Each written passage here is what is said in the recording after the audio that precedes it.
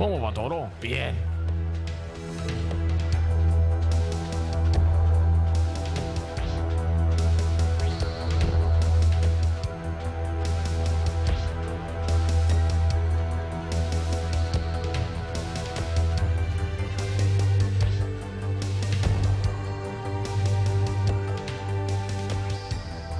Desde la década de 1950, los adventistas del séptimo día han llegado a ser uno de los pueblos más estudiados del mundo.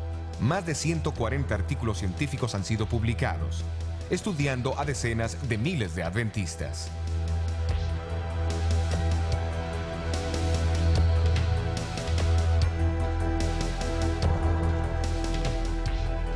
¿A cuánto está? 12 sobre 10. Mejor posible. Muy bien.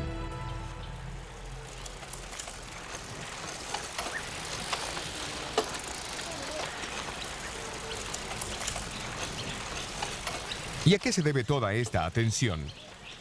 Es el descubrimiento de que el estilo de vida de los adventistas que los lleva a vivir de 6 a 8 años más y a reducir dramáticamente las muertes prematuras por cualquier otra causa, incluyendo los dos mayores asesinos de la sociedad occidental: enfermedades del corazón y el cáncer.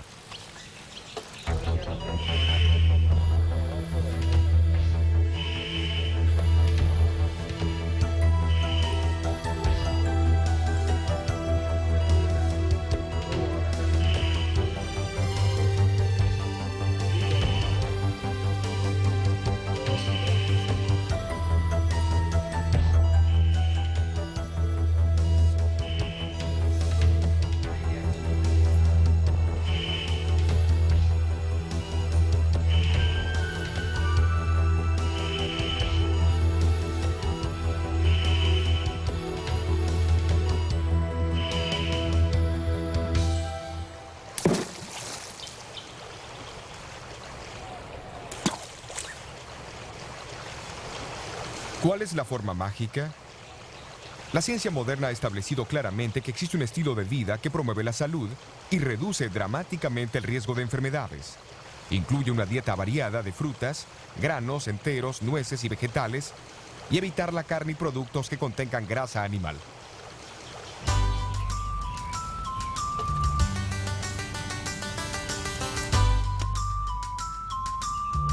Pero de igual manera son importantes el sueño adecuado, el ejercicio al aire libre, tomar mucha agua y abstenerse del uso del tabaco, alcohol, café, té y otras drogas.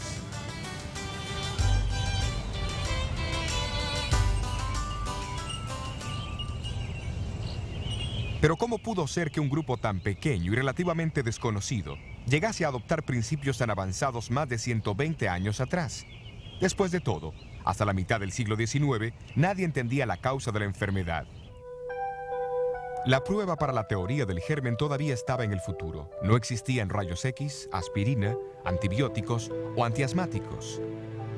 Abundaban la difteria, la fiebre amarilla, la tifoidea, el cólera y el sarampión. La tuberculosis, conocida como la plaga blanca, era la mayor causa de muertes en el noroeste urbano de los Estados Unidos y era aceptado como una forma de aflicción divina. La fiebre palúdica, llamada malaria, era considerada una condición normal de los inmigrantes occidentales. Pero más absurdas que las mismas enfermedades eran las supuestas curas.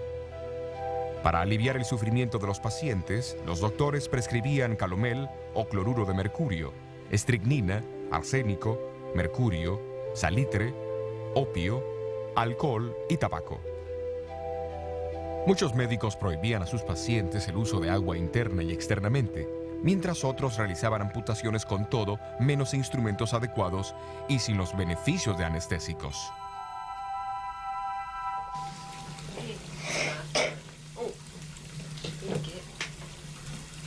El aire nocturno era considerado peligroso. Cerraban herméticamente las ventanas y las puertas por miedo a engriparse. Las persianas permanecían siempre cerradas para evitar el descolorido de los muebles, mientras que los ciudadanos urbanos no practicaban ejercicios ni se bañaban.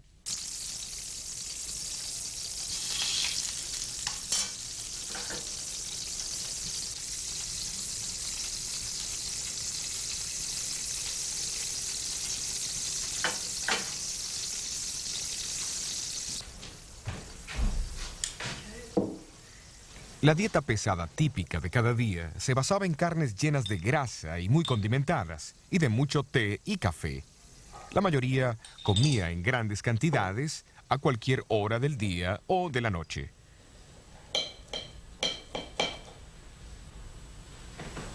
Se había propagado mucho el uso del tabaco y hasta era defendido por muchos médicos como un estimulante para los pulmones y el humo como una cura para la bronquitis.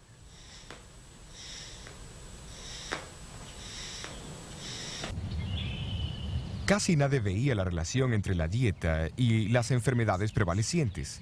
El misionero pionero adventista J.N. Andrews expresó la creencia casi universal y citó sus palabras que las enfermedades estaban, en la mayoría de los casos, fuera de nuestro control y que eran ordenadas por la mano de Dios. Digo casi nadie porque en medio de esta confusión médica, unas pocas voces llamaban por una reforma. Hombres como Silverio Graham, que llegó a ser el líder del movimiento americano pro salud de los 1830. Él llamaba a regresar a la naturaleza y a los métodos naturales de curación y recomendaba una dieta simple, incluyendo el vegetarianismo y especialmente productos de trigo integral. Los alimentos tenían que ser preparados sin especias y estimulantes como fuese posible. También condenó el tabaco, el té y el café, las bebidas alcohólicas y las drogas comúnmente usadas en las medicinas de aquel entonces. Aunque su reforma decayó en 10 años, enseguida otros la asumieron con entusiasmo renovado. La hidroterapia, que es curar con agua, hielo y vapor, llegó a ser popular en América bajo el liderazgo de doctores como Jaime Jackson y Russell Troll. Ambos supervisaban instituciones de hidroterapia y promovían la reforma pro salud, y ambos tenían una estrecha relación con los pioneros de la nueva iglesia adventista.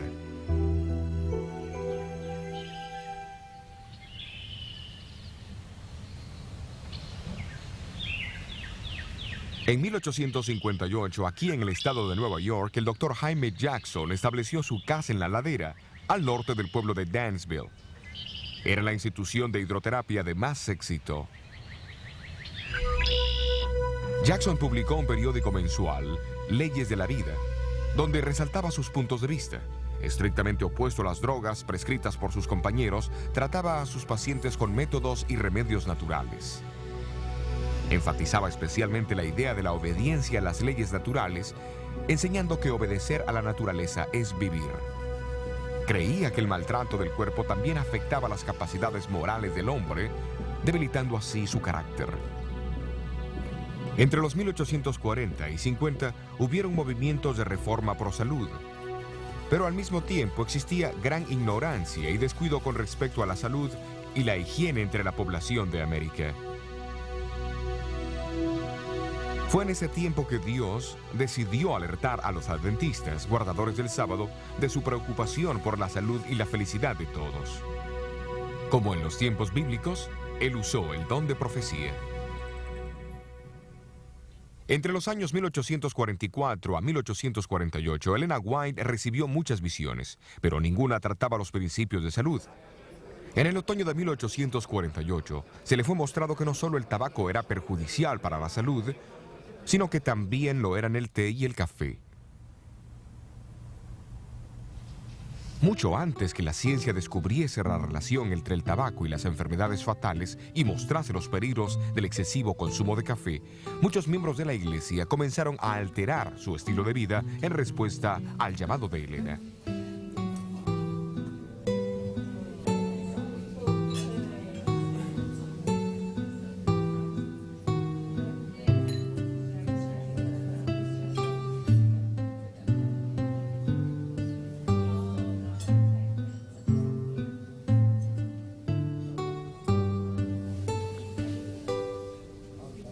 En los años siguientes a 1848, las páginas del periódico de la iglesia reportaban entusiasmadas sobre las batallas para dejar el tabaco, el té y el café. A fines de invierno de 1854, Elena White informó de otra visión que hablaba en contra de los alimentos abundantes y grasosos, tan comunes en la época. También recomendó que las personas cuidasen la salud otorgada por Dios, observando estrictamente la limpieza personal y del medio ambiente. El pueblo de Otsego está situado a una media hora de viaje en auto al este de Battle Creek. A comienzos de junio de 1863, Jaime y Elena White y un número de amigos viajaron a Otsego y vinieron a esta casa que pertenecía entonces a Aaron Hillier. Durante el culto familiar del viernes por la noche, Elena White comenzó a orar por su esposo que estaba mal de salud y deprimido por la condición de la iglesia de Battle Creek. Mientras oraba, recibió una visión que impactaría significativamente a la iglesia adventista del séptimo día y su mensaje para todo el mundo. En la visión, Elena White presenció el papel que la carne ha jugado en el descenso de la raza humana desde el tiempo de Adán. La carne de puerco fue denunciada en particular, pero todas las otras carnes también fueron censuradas. La visión también habló en contra del uso de bebidas alcohólicas, especias y postres. El tabaco fue descrito como un veneno dañino y maligno.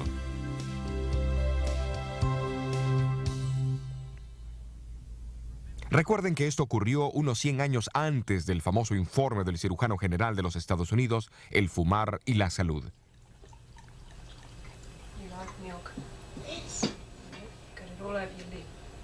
Elena dijo que el té y el café tenían efectos similares a los del tabaco, solo que en menor grado.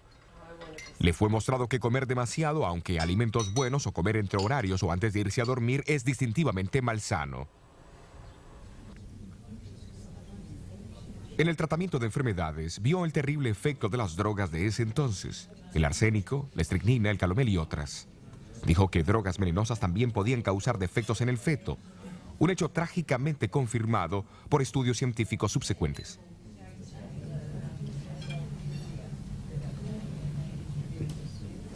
La eliminación de estos alimentos y prácticas hubiera ayudado a cualquiera a vivir mejor.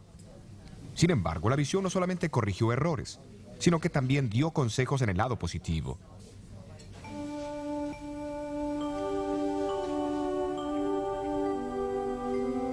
Elena recalcó la importancia de tomar mucha agua, hacer ejercicios regularmente al aire libre, permitir la entrada de la luz del sol y el aire fresco en la casa y del baño diario. Hoy día todo esto es común, pero era un mensaje muy raro para muchos en los 1860. Una revisión de la literatura denominacional muestra que en los 6 años previos a la visión, la mitad de las muertes registradas en la iglesia era de personas con menos de 30 años de edad.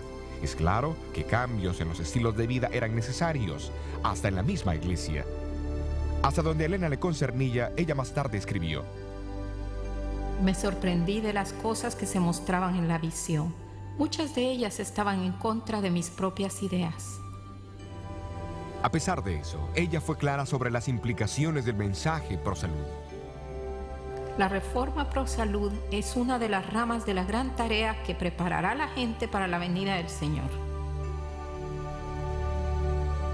Por supuesto que hay citas bíblicas que apoyan tal entendimiento de la importancia de la salud física y mental. Jesús mismo dedicó más tiempo en sanar a los enfermos que en predicar durante el tiempo que estuvo en la tierra. El apóstol Pablo explicó a los miembros de la iglesia de Corintios que el cuerpo es el templo del Espíritu Santo. También enseñó a la iglesia de Tesalonicenses que la creencia en la pronta venida de Jesús reclamaba que el cuerpo, el espíritu y el alma fuesen preservadas sin mancha hasta la venida de Cristo.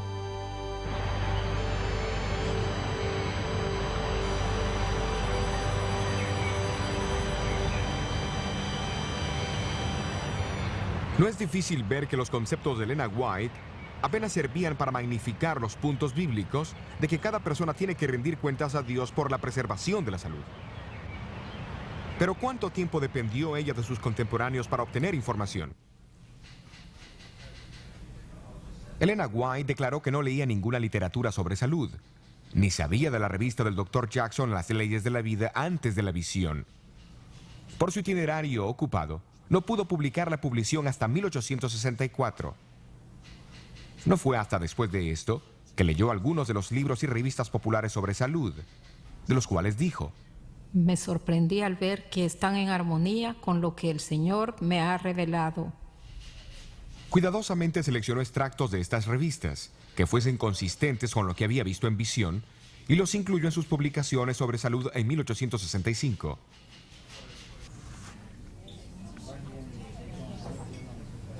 Durante los años siguientes a 1863, Elena White recibió más visiones concernientes a la salud. Es obvio que las mismas la detuvieron de promover las ideas tan difundidas por algunos escritores que más tarde fueron probadas a ser falsas. El Dr. Thorpe, por ejemplo, prohibió la sal y el azúcar completamente, diciendo que la sal era un mineral venenoso y el azúcar no tenía ningún alimento. Elena White usó un poquito de ambos, pero avisó de sus malos efectos cuando son usados sin reserva. Concerniente a la sal, escribió en 1901. De acuerdo a la luz que me fue dada por Dios, la sal es actualmente esencial para la sangre. La causa y el motivo de esto no lo conozco, pero les doy la instrucción como me fue dada.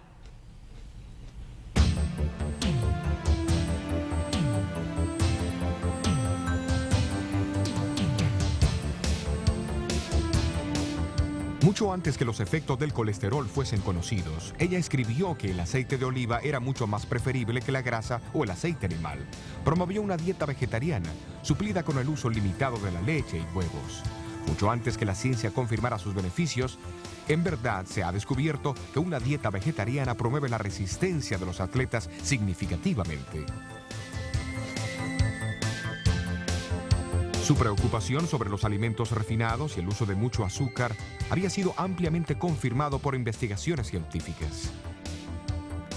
¿Y qué sobre los beneficios de caminar o practicar ejercicio al aire libre?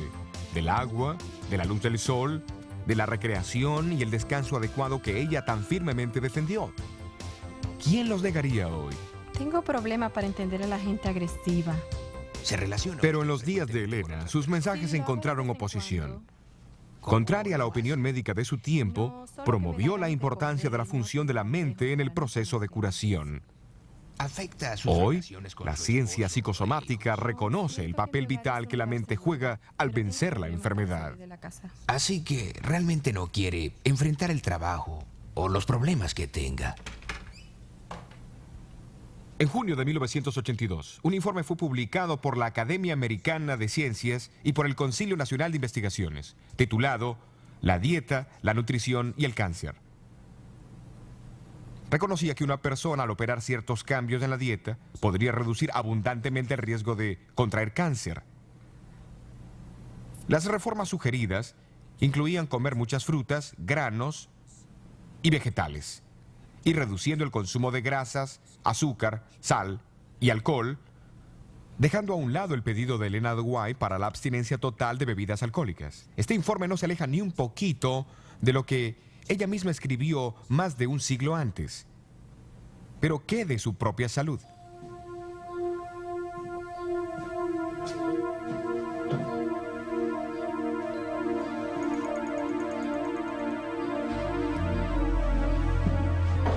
La visión de julio de 1863 fue dada a Elena cuando estaba muy débil, enfermiza, propensa a frecuentes mareos y desmayos.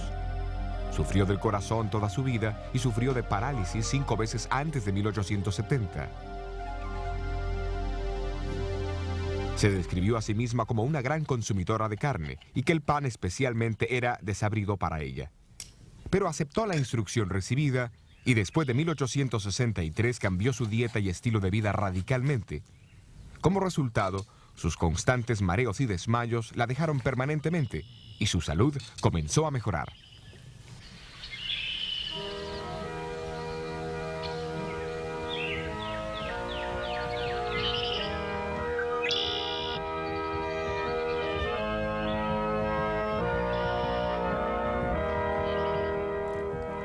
Uno o 2 años antes que Elena White falleciera a los 87 años de edad, Arturo Spalding, el historiador y cuentista, la visitó en Ellis Haven.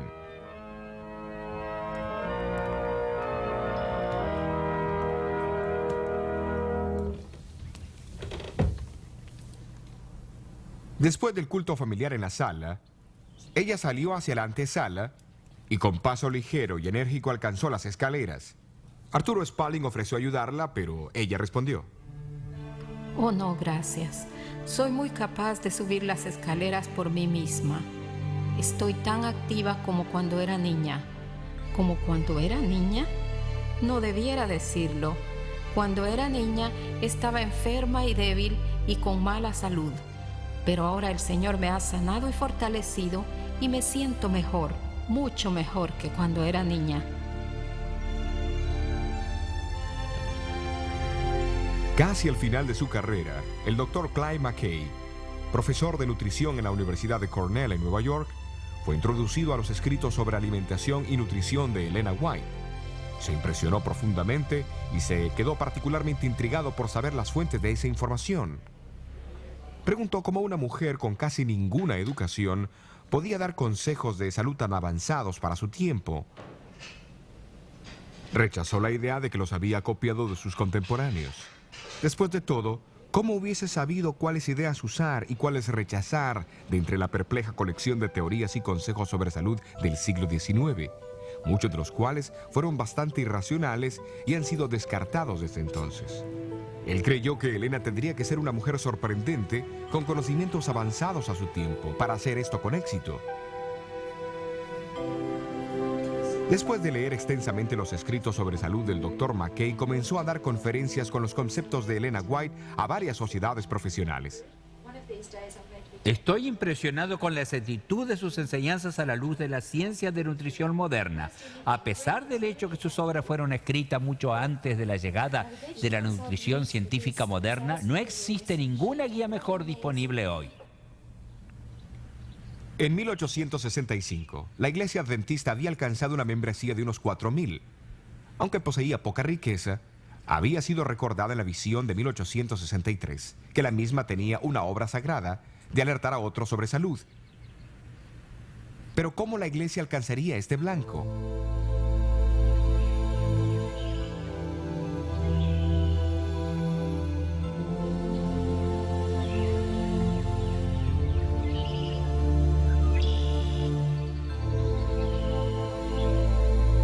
En agosto de 1865, Jaime White se rindió a las presiones y a las cargas de liderazgo de la Iglesia y sufrió un agotamiento en su salud. Su esposa lo trajo aquí a la casa de la ladera, en Dansville, para ver al Dr. Jackson, donde fue tratado por unos 3 meses. Los White tuvieron una oportunidad de observar los principios de la reforma pro salud en práctica y encontraron mucho que alabar. Pero descubrieron que algunos de los principios de curación eran contrarios a las enseñanzas de Jesús. En verdad, recibieron algunos consejos médicos que podrían haber sido fatales en el caso de Jaime White.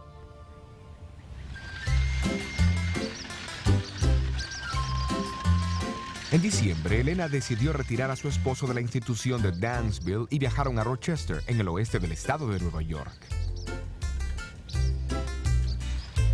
Muchas oraciones fueron elevadas allí por la salud de Jaime White, y en la Navidad de 1865, Dios respondió al darles un extraordinario regalo de Navidad. Elena White recibió una visión, donde le fue mostrado que la iglesia debería comenzar con su propia institución de salud, para aquellos que deseaban aprender cómo cuidarse para prevenir enfermedades.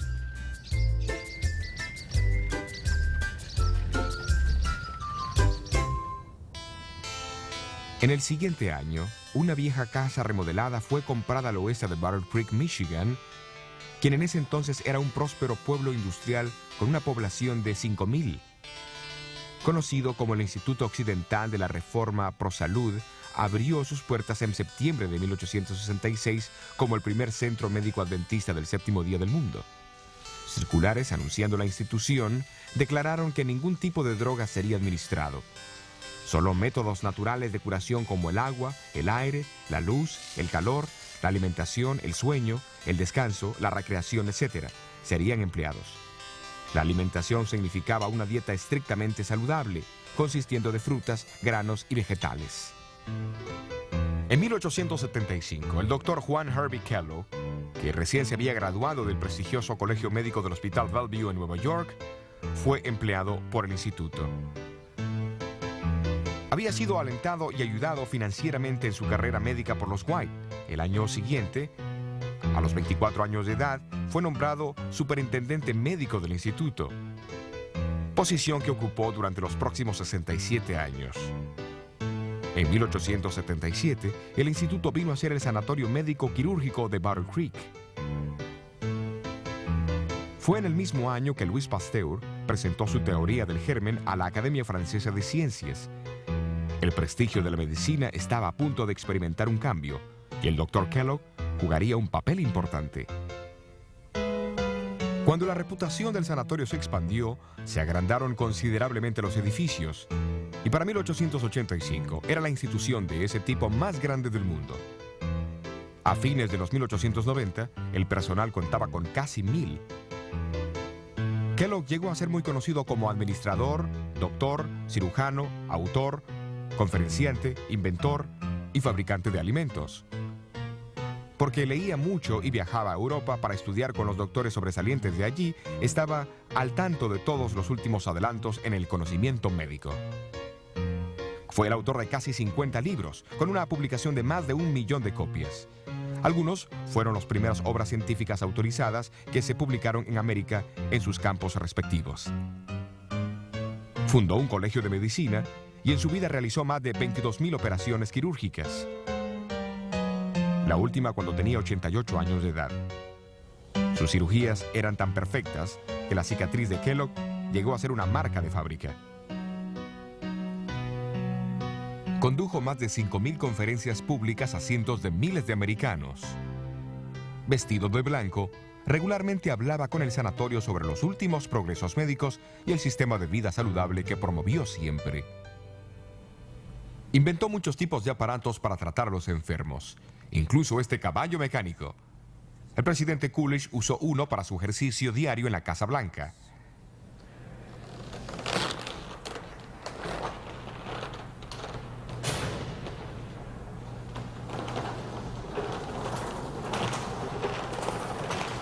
Algunos de sus inventos todavía están en uso alrededor del mundo hoy día. ¡Vamos, chico!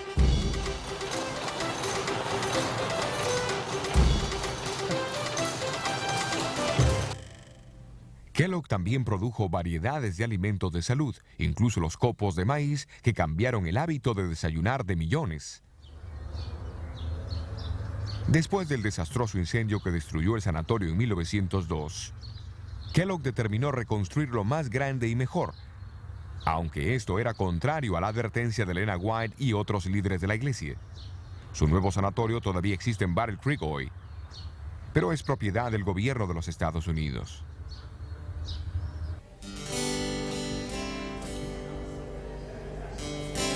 Su pórtico y entrada impresionantes acogieron a muchos que vinieron a Kellogg para tratarse y aprender sus consejos sobre salud. Aunque más tarde abandonó la iglesia, siguió defendiendo sus principios de salud.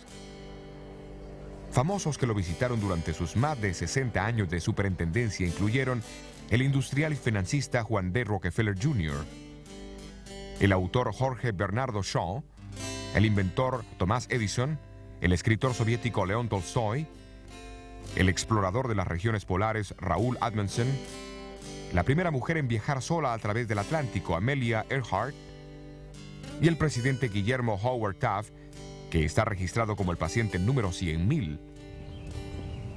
En 1891, le preguntaron a Kellogg cómo el sanatorio de Battle Creek era capaz de estar 5 años adelantado al resto de la profesión médica.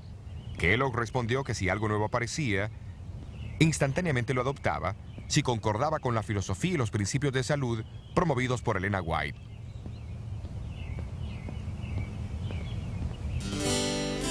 En 1901, se informó que 27 sanatorios adventistas y 31 salas de tratamiento estaban en funcionamiento no solo en los Estados Unidos, pero también en Suiza, Dinamarca, Inglaterra, Alemania, África del Sur, India, México, Australia, Nueva Zelanda y en las islas del Pacífico.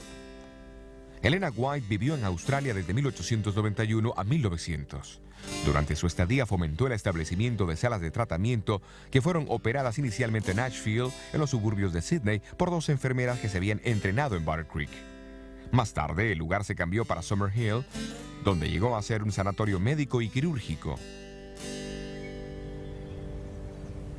En 1899, Elena White pidió la construcción de un sanatorio apartado del centro de Sydney, donde se presentarían los valores espirituales y los sanos principios de la curación mental y física. Más tarde ese año, Elena estaba en el grupo que viajó desde la estación de Thornley, un suburbio del norte, por las vías alrededor de la Roca Cabeza de Perro, para inspeccionar una propiedad de 75 acres, que era la mejor tierra en el área de Sydney. En los próximos años, un sanatorio de 100 camas fue construido. Fue oficialmente inaugurado el 1 de enero de 1903.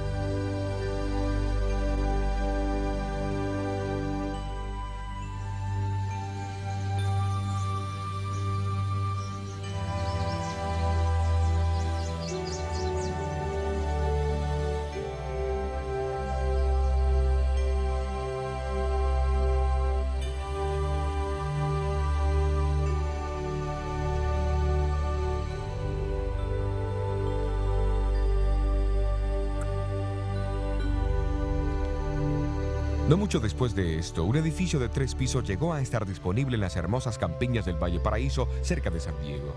Había sido usado como un sanatorio y originalmente costaba $25,000, pero estaba siendo ofrecido por $12,000 por falta de agua.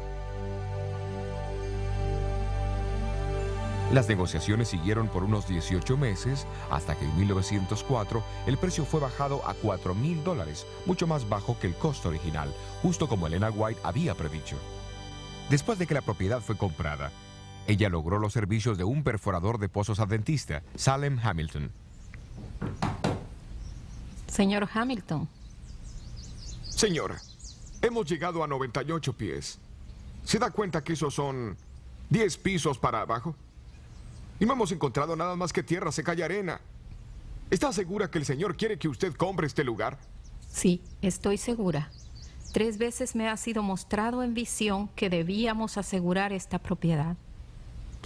Bien, creo que eso es suficiente para mí. El Señor no nos daría un elefante sin proporcionarnos agua para que Él la tomara. ¿No lo cree, señora?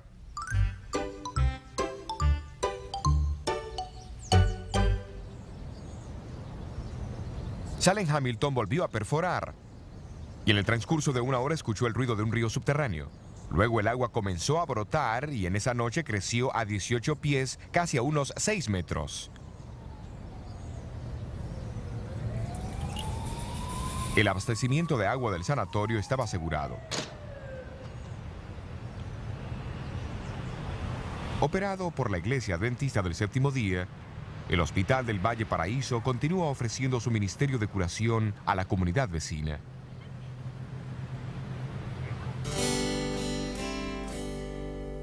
En abril de 1904, Elena White instó a que un sanatorio debía ser asegurado y operado cerca de Los Ángeles en algún distrito rural.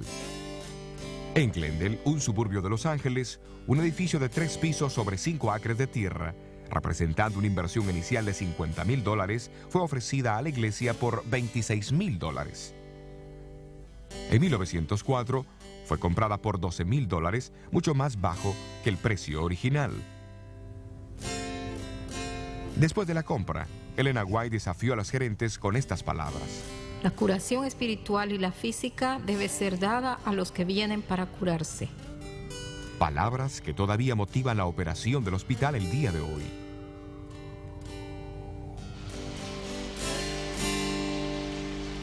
Pero tenía que haber un tercer sanatorio en el sur de California. Tan pronto como en octubre de 1901, Elena White había visto en visión que cerca de Los Ángeles había un edificio ocupado con árboles frutales en el terreno del sanatorio. Esta visión fue tan real para ella que le parecía estar caminando por el terreno, conversando con los pacientes y hasta viviendo allí. Ni el Valle Paraíso ni Glendale reunían esta descripción. En 1904, 76 acres de propiedad a la venta fueron descubiertos cerca de Redlands. Fue llamada Loma Linda e incluía enormes jardines y huertos, hermosos parques, muchos árboles de sombra, caminos para carretas y veredas de cemento. Entre los edificios de la cumbre de la Loma Linda había un hotel de 4 pisos con 64 cuartos, iluminado con electricidad, con calefacción a vapor y con abundancia de agua fresca. El costo original era de $150,000. El precio de la compra final fue $38,900, mucho más bajo que el precio original. El 12 de julio de 1905, Elena White llegó a Loma Linda por primera vez. Mientras iba viendo los edificios y el terreno, repetidamente dijo que reconocía todo como el lugar que había visto en visión 4 años antes. La garantía de este sanatorio, completamente equipado y amueblado, es una de las más hermosas providencias que el Señor nos ha brindado. Loma Linda llegará a ser un importante centro educativo. Una escuela será establecida aquí para entrenar evangelistas en la verdadera medicina. Tendrá que ser de la más alta categoría.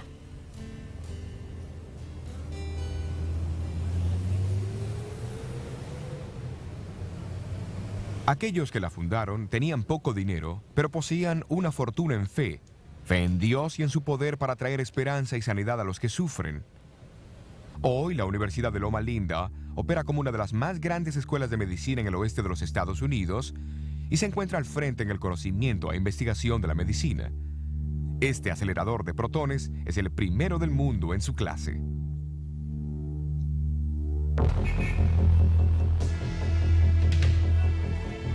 Junto con los cientos de otras instituciones adventistas del séptimo día del cuidado de la salud alrededor del mundo, el blanco del Centro Médico de Loma Linda no es solamente hacer que hombres y mujeres estén bien físicamente, sino que a través de un ministerio de compasión y servicio cristiano, también traerles sanidad espiritual y a una unidad con Dios para prepararlos para el pronto regreso de Cristo.